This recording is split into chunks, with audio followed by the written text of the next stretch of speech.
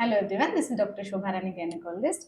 ఇవాళ OP start చేయగానే ఒకటి ప్రెగ్నెన్సీ పాజిటివ్ వచ్చింది. ఇది మోస్ట్ అవైటెడ్ ప్రెగ్నెన్సీ. ఎందుకంటే నేను చెప్తాను స్టోరీ.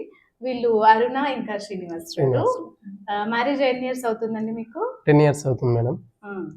అయితే ఫస్ట్ టైం కూడా మాకు పాపకి 4 ఇయర్స్కు ప్రెగ్నెన్సీ వచ్చి మ్యారేజ్ ఆఫ్టర్ మ్యారేజ్ 4 ఇయర్స్కి ప్రెగ్నెన్సీ కన్ఫర్మ్ అయింది. అది కూడా మేము హాస్పిటల్కి చూపించుకుంటూనే వచ్చింది. అయితే నెక్స్ట్ టైం మేము చూపించుకుంటేనే వస్తాము అని చెప్పి చాలా చోట్ల ప్రయత్నం చేసాం. మామ్నార్, గద్వాల్, వనపర్తి. ఆ తర్వాత లాస్ట్ ఇయర్ మాకు మా సిస్టర్ ఇక్కడనే ఉంటుంది నార్కన్లో. ఇక్కడ శోభా మేడం అని ఉంటారు, బాగా చూస్తారు, రండి అంటే మా సిస్టరే తీసుకుని వచ్చింది. వచ్చిన తర్వాత అయితే మాకు ఫస్ట్ మంతే కన్ఫర్మ్ అయింది.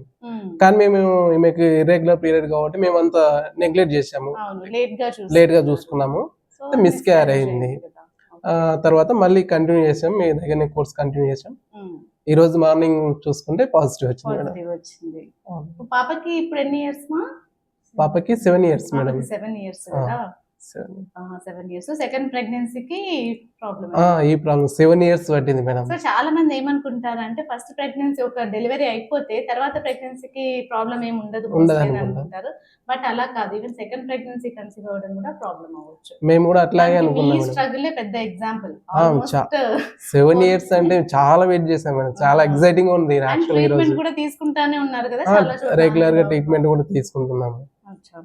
సో ఫైనల్లీ ఆఫ్టర్ ఇన్ని ఇయర్స్ తర్వాత దాదాపు 6 years after 6 years good news ఉంది madam. Okay, congratulations Aruna. Happy madam. Thanks madam. Thank you madam. Okay, thank you.